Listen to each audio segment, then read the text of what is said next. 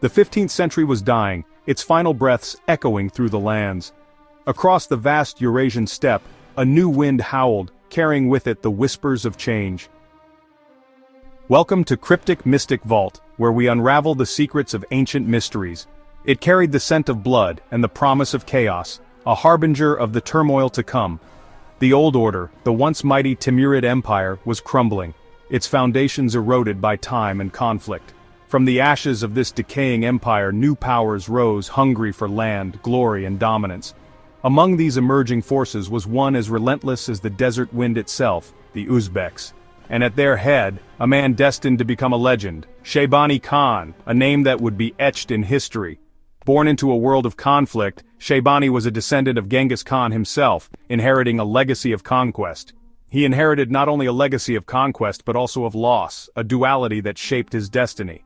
The lands of his ancestors, once ruled with an iron fist, had fallen to the Timurids, a bitter reminder of past glories.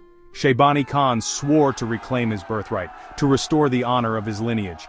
He would unite the fractured Uzbek tribes, forging them into a formidable force, and unleash them upon the world. His name would be whispered in fear from the Caspian Sea to the mountains of heaven, a testament to his power. Central Asia in the late 15th century was a cauldron of ambition and treachery, a land ripe for conquest. It was a land where empires were won and lost on the edge of a blade, where only the strongest could survive. Shaybani Khan, schooled in the art of war from his youth, knew that only the strong survived in this harsh world. He would be stronger than all, a leader who would carve his name into the annals of history. He would be a Khan worthy of his ancestors' name, a ruler who would leave an indelible mark on the world.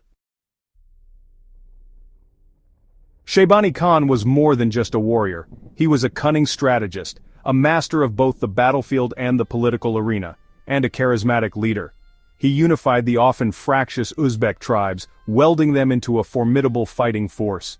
His ability to inspire loyalty and unity among his people was unparalleled. His warriors, hardened by the harsh realities of nomadic life, were as swift as the wind across the steppe. They moved with a grace and speed that left their enemies bewildered and terrified. They were fiercely loyal to their Khan, willing to follow him to the very gates of hell. This loyalty was not just born out of fear, but out of deep respect and admiration for his leadership. His early campaigns were marked by swift victories. He understood the power of mobility and the element of surprise, often catching his enemies off guard. His forces struck with the speed and fury of a desert storm, leaving his enemies reeling. The sheer ferocity of his attacks became legendary. He secured his northern flank, conquering the Kazakh Khanate, adding their strength to his own. This strategic move solidified his power base and expanded his influence. He was a wolf among sheep, and the scent of Timurid blood was in the air. His ambitions were clear, and his enemies trembled at the thought of his next move. Shaybani's ambitions were not limited to mere raiding and plunder. He yearned for something more lasting, a return to the glories of his ancestors. He sought to create a legacy that would endure through the ages. He envisioned a new empire, one that would stretch from the Volga River to the Indus. This vision drove him to push the boundaries of his conquests further and further, an empire ruled by the Uzbeks, with himself at its head. Shaybani Khan's dream was not just of power, but of a unified and enduring legacy for his people. By the turn of the 16th century, Central Asia was a region of great turmoil and shifting powers. Shaybani Khan, a formidable leader and warrior, had set his sights on the jewel of Central Asia, Samarkand. This ancient city, a crossroads of cultures and trade, held immense strategic and symbolic value. It was a hub where East met West, a melting pot of ideas, goods, and people. To control Samarkand was to control the heart of the region, a prize coveted by many. The Timurid ruler, the indolent and pleasure-loving Baysungur Mirza, proved no match for Shaybani's ferocity. His court was known more for its decadence than its military prowess. In 1500, after a brief but intense siege, Samarkand fell to the Uzbeks. The city, once a beacon of Timurid culture, was sacked. Its grand buildings and monuments were left in ruins. Its treasures were plundered, a stark reminder of the shifting tides of power. The once great city lay in devastation. The capture of Samarkand sent shockwaves through Central Asia. It was a turning point that altered the region's power dynamics. It cemented Shaybani Khan's reputation as a conqueror of unparalleled might. His name became synonymous with fear and respect. He was a force of nature, a whirlwind of destruction that swept away all in its path. His military campaigns were relentless and devastating, but Shaybani was not content with just Samarkand. His ambitions knew no bounds. He looked south towards the fertile lands of Persia and the rising power of the Safavid Empire. The allure of new conquests beckoned him. A clash of titans was inevitable. The stage was set for a monumental conflict that would shape the future of the region. As Shaybani Khan's influence expanded, new threats began to loom on the horizon. The powerful Safavid Empire under Shah Ismail posed a significant challenge. The clash between these titans was inevitable, and the stage was set for a monumental confrontation.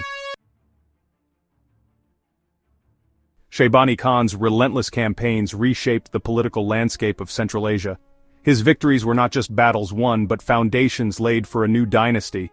Yet the cost was steep, with countless lives lost and regions devastated. Through blood and conquest, Shaybani Khan carved out a legacy that would endure for generations. Shaybani Khan's impact on history is undeniable. His name, etched in stone and remembered in chronicles, stands as a testament to his enduring influence. Even today, the echoes of his conquests and the dynasty he forged resonate through the annals of history. His legacy, a blend of triumph and tragedy, remains a powerful reminder of the era he shaped. Imagine a world where Shaybani Khan's conquests had failed. Central Asia might have remained fragmented, with smaller khanates vying for power. The lack of a unified force could have delayed the region's development, making it more susceptible to external invasions. Trade routes like the Silk Road might have suffered, impacting global commerce. The cultural and architectural advancements seen under Shaybani's rule might have been stunted, altering the historical and cultural landscape of Central Asia. Without Shaybani's unifying presence, the region could have fallen into disarray, its rich heritage and potential for greatness lost to the sands of time. The intricate patterns of history, forever changed by his absence, remind us of the delicate balance upon which civilizations stand. Shaybani Khan's legacy, therefore, is not just a story of what was, but a poignant reminder of what could have been. As we reflect on this alternate history, we gain a deeper appreciation for the man who, through his triumphs and tragedies, shaped the course of Central Asia. His legacy, etched in the annals of time, serves as a powerful testament to the impact one leader can have on the fate of an entire region. Thank you for watching, and don't forget to like, share, comment, and subscribe for more explorations into the symbols that shape our world.